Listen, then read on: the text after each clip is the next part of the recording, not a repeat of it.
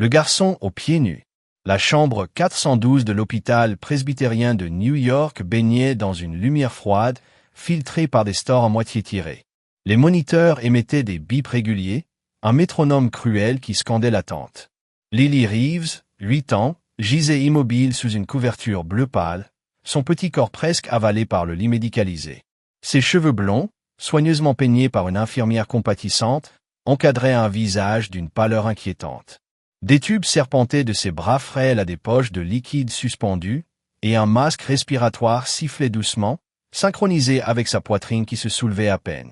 Le moniteur cardiaque, avec son pouls solitaire, semblait être le seul fil la reliant à ce monde. 5 jours plus tôt, lors de son récital scolaire dans un auditorium bondé, Lily chantait une vieille comptine, sa voix claire emplissant la salle. Puis, sans prévenir, ses genoux s'étaient dérobés. Ses yeux s'étaient révulsés, et son corps avait heurté la scène avec un bruit sourd qui résonnait encore dans l'esprit d'Alton Reeves, son père.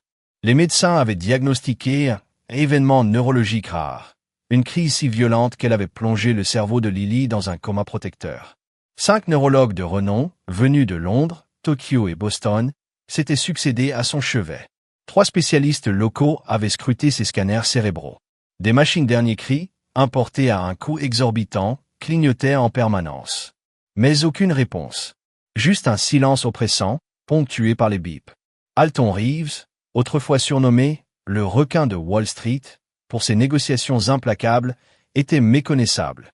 Son costume Armani, jadis impeccable, était froissé, taché de café renversé lors d'une énième nuit blanche. Ses yeux, cernés de violet, fixaient le vide entre les carreaux du sol. À 42 ans, il avait bâti une fortune en domptant les marchés. Mais là, assis sur une chaise en plastique inconfortable, il était impuissant. Il avait vendu 2 immeubles et hypothéqué une propriété à Greenwich pour couvrir les frais médicaux. Il aurait donné chaque dollar pour entendre à nouveau le rire de Lily, ce rire qu'elle réservait au soir où il lui lisait des histoires, avant que son agenda ne dévore ses moments. Il était 12h07, un mardi de novembre, lorsque la porte de la chambre s'entr'ouvrit. Une infirmière, une femme d'une 50aine d'années aux cheveux grisonnants et au badge indiquant Clara, murmura avec hésitation. « Monsieur Reeves, il y a un enfant dehors. Il dit qu'il doit voir votre fille. » Alton releva la tête, perplexe. « Un enfant? Qui est-il? D'où vient-il » Clara baissa les yeux, triturant nerveusement son badge. « Il est seul. Il a l'air d'un sans-abri. Je ne sais pas comment il est entré. » Avant qu'Alton ne puisse répondre, une petite silhouette se glissa dans la pièce, contournant l'infirmière avec une assurance désarmante. C'était un jeune garçon noir, âgé d'accent grave, peine 10 ans, pieds nus sur le linoléum glacé.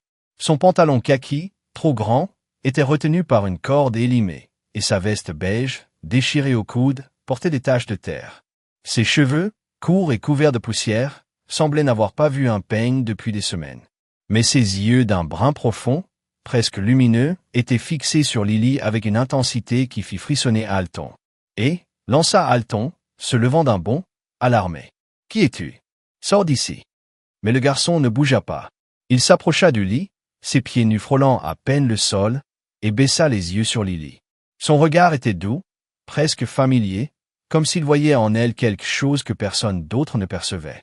Il tendit une main, ses doigts fins écartant délicatement une mèche blonde du front de Lily, un geste si tendre qu'il semblait appartenir à un proche, pas à un étranger. Alton s'avança, prêt à l'arrêter, mais quelque chose dans le calme du garçon le cloua sur place. L'enfant murmura, d'une voix basse mais claire. « Je sais comment réveiller ta fille. » Le silence s'abattit, si lourd qu'il semblait étouffer les bips des machines. Alton cligna des yeux, incrédule. « Qu'est-ce que tu viens de dire? » « Elle n'est pas partie, » répondit le garçon, sans quitter Lily des yeux. « Elle est là, quelque part, mais elle attend. Elle a besoin qu'on la guide. » Un rire amer échappa à Alton, un son qui portait plus de douleur que de moquerie. « Tu penses pouvoir faire ce que 10 médecins, des IRM à $1 million et des spécialistes du monde entier n'ont pas réussi. » Le garçon tourna lentement la tête vers lui, ses yeux perçants mais dénués de défi. « Je ne suis pas médecin. J'écoute les visions. Les esprits me parlent. » Alton sentit une vague de colère monter. « C'est un hôpital, pas un temple vaudou. Sors d'ici avant que j'appelle la sécurité. » Mais avant que Clara ne puisse intervenir, un bip strident retentit. Le moniteur cardiaque de Lily s'accéléra, un pic inattendu qui fit sursauter Alton. Il se tourna vers l'écran, puis vers sa fille, cherchant un signe. Clara, les yeux écarquillés, murmura « C'est la première fois qu'on voit ça depuis son admission ». Le garçon s'approcha encore, posant doucement sa main sur le front de Lily. Ses doigts, calmes et délicats, effleurèrent une larme invisible au coin de son œil. « Elle a peur », dit-il, sa voix à peine audible. Elle a entendu les sirènes, senti le plastique du masque sur son visage. Elle ne sait pas encore qu'elle est en sécurité. Il se tourna vers Alton, son regard pénétrant jusqu'à l'âme. Elle a besoin de ta voix. Pas celle des contrats ou des conseils d'administration. Celle qu'elle entendait quand tu l'abordais, quand tu lui promettais des histoires de princesses et de dragons. Alton sentit sa gorge se serrer. Ces mots le frappaient comme un coup de poignard, car il touchait une vérité qu'il avait fui. Les soirs où il rentrait tard, Lily déjà endormie, il se contentait d'un baiser furtif sur son front avant de replonger dans ses emails. Il avait cru que le temps viendrait un week-end, une vacance, bientôt. Et maintenant, elle était là, immobile, et lui n'avait que des regrets. « Rappelle-la », dit le garçon, reculant d'un pas, ses mains jointes comme en prière. Alton s'approcha du lit, ses jambes lourdes, comme s'il portait le poids de toutes ses erreurs. Il s'assit, prit la main de Lily, si petite dans la sienne, et ferma les yeux. Pour la première fois en 5 jours, il laissa ses larmes couler librement. « Je suis là, Lily, murmura-t-il, la voix brisée. Papa est là. Tu n'as plus à avoir peur. Reviens, ma puce. S'il te plaît, reviens à la maison. » Clara, près de la porte, porta une main à sa bouche, les yeux humides. Le garçon resta immobile, une silhouette silencieuse dans l'ombre. Le moniteur bipa à nouveau, plus long, plus fort. Puis, si légèrement qu'Alton crut l'avoir imaginé, les doigts de Lily frémirent dans sa main. Il haleta, son cœur s'emballant. « Vous avez vu ça, Clara? Vous avez vu ?» L'infirmière se précipita, vérifiant les moniteurs. Ses paupières, elles ont bougé. Et son pouls, il est plus fort.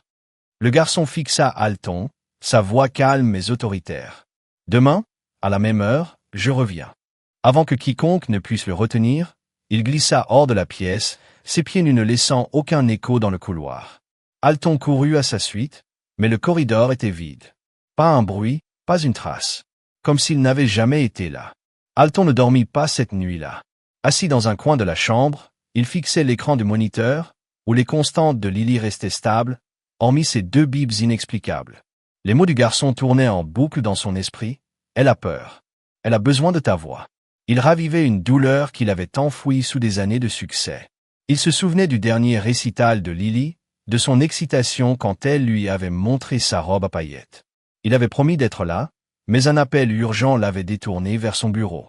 Il avait entendu les premières notes de sa chanson à travers le haut-parleur de son téléphone, avant de raccrocher pour prendre un autre appel. Ce regret le consumait. Le lendemain, à 12h15 précise, la porte grinça à nouveau. Le garçon était là, dans la même veste râpée, ses pieds nus tachés de la poussière de la ville. Mais son visage semblait plus doux, comme éclairé par une lumière intérieure. Alton se leva, le cœur battant. « Tu es revenu. »« J'ai dit que je le ferais, » répondit le garçon, s'approchant du lit sans un regard pour Alton. Il tendit la main, non pas vers le front de Lily, mais vers ses doigts immobiles. Sa peau semblait moins pâle, ses lèvres légèrement rosées. L'air de la pièce, hier si étouffant, portait une étrange légèreté.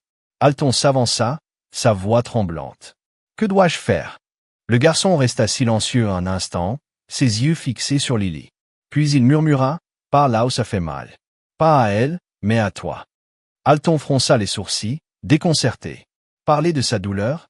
Il avait passé sa vie à la cacher, derrière des costumes impeccables, des poignées de main fermes, des bilans financiers triomphants. Mais ici, face à sa fille, il n'avait plus de masque. Il s'assit, prit l'autre main de Lily et ferma les yeux. « Lily, je suis désolé, » dit-il, sa voix rauque. « J'ai cru que l'argent, le succès, tout ça te protégerait. Mais j'ai manqué l'essentiel. J'aurais dû être là, pas au téléphone, pas à négocier des contrats, mais à t'écouter chanter. Ce jour-là, au récital, tu étais si fier, et moi, j'ai décroché cet appel. Je donnerais tout pour revenir en arrière. » Une larme coula sur la main de Lily, chaude contre sa peau froide. Le garçon, immobile, murmura, « Elle t'entend. Elle a toujours entendu. Et puis, un miracle. Les yeux de Lily papillonnèrent, comme des ailes fragiles. Ses lèvres s'entr'ouvrirent, et d'une voix si faible qu'elle semblait venir d'un rêve, elle murmura. « Papa !» Alton faillit s'effondrer, son souffle coupé. « Je suis là, ma puce, je suis là. » Ses yeux s'ouvrirent, cherchant les siens, embués de confusion. « Où étais-tu » demanda-t-elle, sa voix tremblante. « Je ne suis jamais parti, sanglota-t-il, serrant sa main. Je suis tellement désolé. » Les doigts de Lily se refermèrent faiblement sur les siens. Alton se tourna vers le garçon, bouleversé. « Comment as-tu fait? Qui es-tu » Le garçon soutint son regard, un sourire énigmatique aux lèvres. « Je suis juste quelqu'un qui écoute quand les autres n'entendent pas. » Alton insista, sa voix brisée. « Mais pourquoi elle? Comment as-tu su où la trouver » Le garçon détourna les yeux vers la fenêtre, où un rayon de soleil dansait sur le rebord. « Je ne la connaissais pas, mais je sais ce que c'est de se sentir perdu, oublié. » Il se dirigea vers la porte, ses pas silencieux. Alton l'appela, désespéré. « Attends, laisse-moi t'aider. Nomme ce que tu veux, argent, un foyer, n'importe quoi. » Le garçon s'arrêta, se retourna lentement. « J'ai déjà ce qu'il me faut. »« Quoi donc ?»« La foi, » répondit-il, son sourire doux comme une promesse. Puis il disparut. Alton se précipita dans le couloir, mais il n'y avait personne. Pas de traces de pas sur le linoléum luisant, pas de témoins parmi les infirmiers affairés. Juste le vide, et Lily, éveillée, sa main chaude dans la sienne. Cette nuit-là, tandis que Lily s'endormait paisiblement, Alton s'assit à son chevet, un carnet à la main. Il écrivit 3 mots, d'une main tremblante, parler de douleur. Ces mots, autrefois étrangers à cet homme qui ne montrait jamais ses failles, étaient devenus son encre. Il pensa au garçon, à ses yeux qui semblaient voir au-delà des murs, à ces mots qui avaient percé des années de silence. Était-il un ange, un vagabond, un messager? Alton ne le saurait jamais. Mais il savait une chose, ce garçon lui avait rendu sa fille, et avec elle, une chance de se racheter. Le lendemain matin, Alton convoqua une conférence de presse devant l'hôpital. Les flashs des caméras crépitaient, les micros se tendaient, mais il ne parla pas des médecins ni des machines.